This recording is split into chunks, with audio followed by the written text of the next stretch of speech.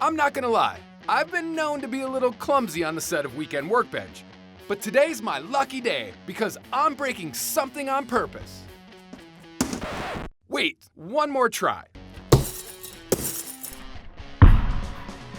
Okay, now we've got a broken window to repair, and Ace Hardware's Bill Steinhouser is gonna show me how to fix it. This is what they call a wood sash window.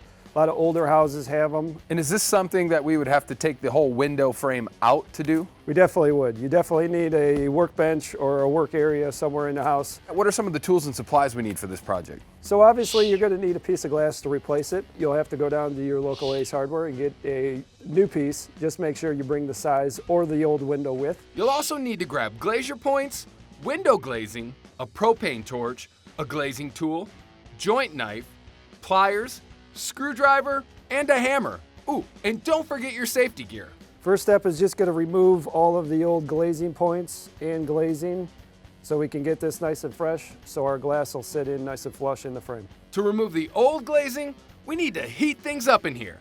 That's where the propane torch comes in handy. Bill protects the wood frame with the putty knife and slowly burns the old glazing, so it's easier to scrape off the frame. Really, you're just looking for a smooth surface for the glass to lay flat on. Correct. So all that stuff, all the old stuff has to come out so it can sit nice and flush.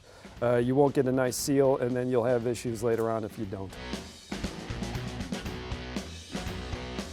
And then just scrape that stuff. Am I scraping right there? Yep.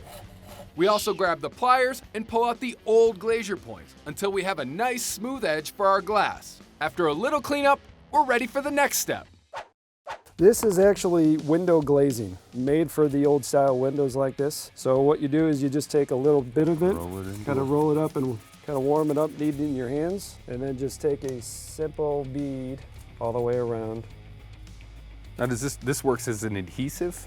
Well, this actually seals the window to the glass, prevents any air coming through later on, and gives the glass just a nice bed to lay on. So when you're putting the glazing down before the glass, you just want to put a simple layer down. It does not have to be uniform. So we'll take our glass, and then we'll take our glazing points, hammer in. We're just going to go around, right? Correct. We'll just, usually you only, for small pieces of glass, you can get away with 1 to 2 on most sides. To carefully insert the glazier points, Bill recommends using a flathead screwdriver and hammer to tap them right in. Tappa, tappa, tappa.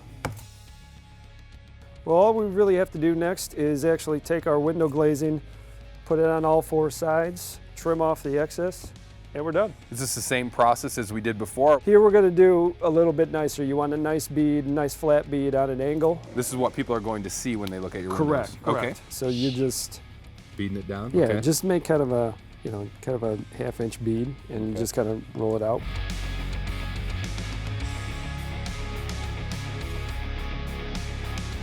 With beads on all sides, we do a final pass and trim off any excess glazing.